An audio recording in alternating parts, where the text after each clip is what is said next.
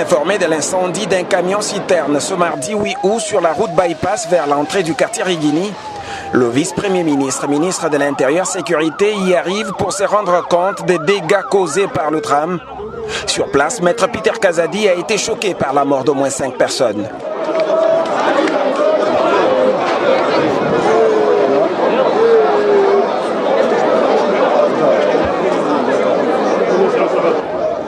Outre les pertes en vies humaines, plusieurs maisons et biens de personnes plus proches de la Grande Avenue ont été également détruits par l'explosion de ces véhicules.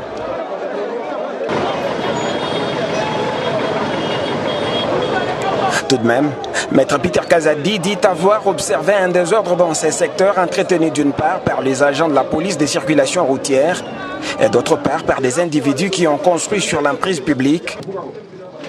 C'est une route de l'État.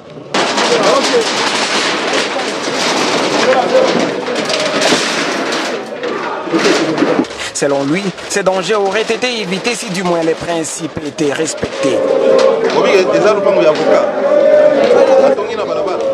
Par conséquent, le garant de la sécurité en RDC annonce des sanctions contre les agents de la police commis à la circulation routière dans ces secteurs. C'est vrai que nous avons pris des mesures hier seulement. Il nous faut un peu de temps pour répercuter dans les unités.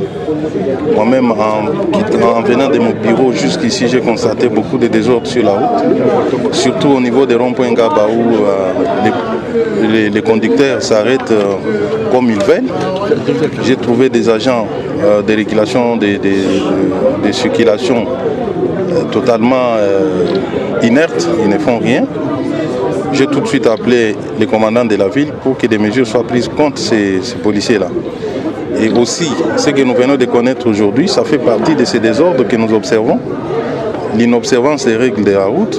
Mais là, je viens encore d'être surpris désagréablement.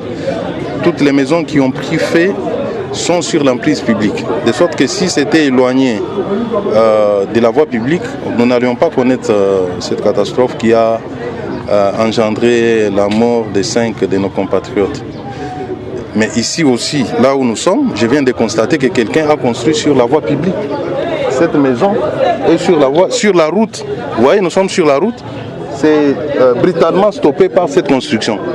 J'ai demandé au vice-gouverneur de se déployer pour que l'ordre, la voie publique soit restaurée. Dès là, le VPN Peter Kazadi a pris la direction du rond-point Ngaba où il a réalisé combien la population qui exerce les activités aux alentours du rond-point est exposée à toutes sortes de dangers. Mais vous ne voulez pas que nous mettions des logs chez nous, pourquoi? Nous devons intérioriser, nous devons changer, nous devons commencer à changer par nous-mêmes. Nous devons mettre de l'ordre. Nous devons aligner Fati, nous devons aider dans l'ordre, la discipline. Mais nous devons détruire le corps. Vous combat Fati au Liboso. Et je vous donne une semaine pour que ces changements soient le total. Je l'ai dit. C'est pour y prévenir que le chef de la territoriale a ordonné l'évacuation de tous les parkings et marchés des fortunes qui y étaient créés.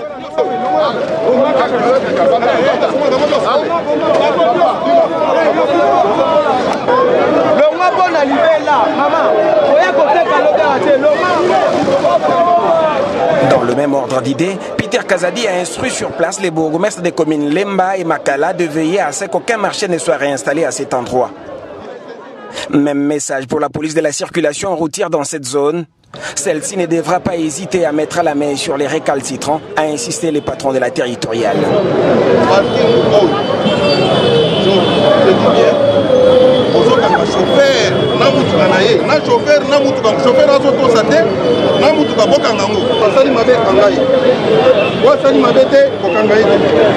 Ne permettez pas les deux autres comme ça. Et ça doit cesser aujourd'hui. Et je commence par rond-point Ngaba. Sur terrain, Peter Kazadi était accompagné du vice-gouverneur de Kinshasa, Gérard Moulumba, et de quelques membres de son cabinet, notamment sa secrétaire particulière.